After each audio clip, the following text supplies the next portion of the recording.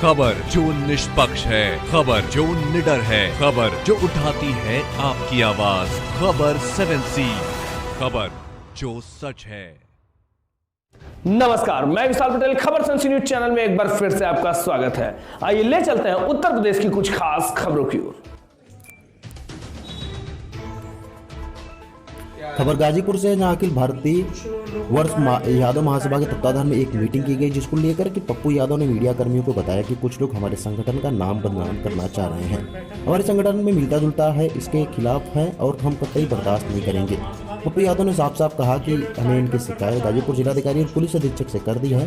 जो भी लोग इस तरह के संगठन को बदनाम करना चाह रहे हैं, उनके साथ कड़े से कड़ा कार्रवाई किया जाएगा। इसी संदर्भ में ये प्रेस वार्ता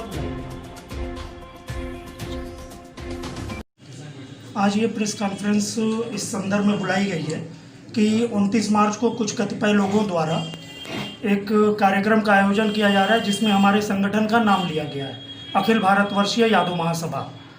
तो उस कार्यक्रम से अखिल भारतवर्षीय यादव महासभा का कोई लेना देना नहीं है।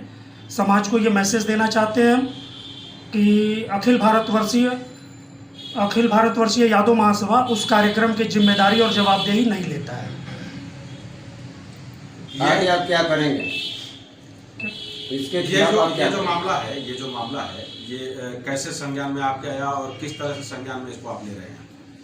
ये हमने समाचार पत्र में देखा था, 24 फरवरी के समाचार पत्र में, और उस समाचार पत्र में ही ये खबर आई थी कि अखिल भारतवर्षीय यादव महासभा मार्च में सम्मेलन करेगा। और उसको जब हमने पूरा पढ़ा तो उसमें 29 मार्च का समय, 29 मार्च की तिथि उन लोगों ने निर्धारित कर रखी है कार्यक्रम के लिए। कौन लोग हैं ये जो कर रहे हैं? ये कोई है राम अवतार यादव जी, उन्हीं की अध्यक्षता में इस कार्यक्रम को कराया जा रहा है। क्या वो आपके संगठन से ताल्लुकात रखते हैं? नहीं, हमारे संगठन से उनका कोई ताल्लुकात नहीं है। इसी संदर्भ में प्रदेश कार्यालय से हमको एक पत्र भी निर्गत किया गया है और उस पत्र में बताया गया है कि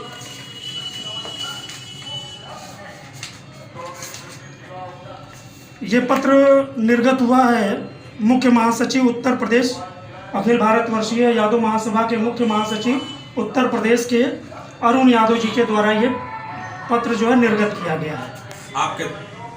हमको उन्होंने निर्देशित किया है इस पर उचित कार्रवाई करने के लिए, हमको अधिकृत किया है। क्योंकि गाजीपुर जिला के अखिल भारतवर्षीय यादव महासभा का मैं जिला अध्यक्ष हूँ, तो इस पूरे प्रकरण का संज्ञान मैंने जो है प्रदेश कार्यालय को अवगत कराया, प्रदेश अध्यक्ष जी को अवगत कराया और प्रदेश मुख्य महासचिव जी को इससे हमने अवगत कराया।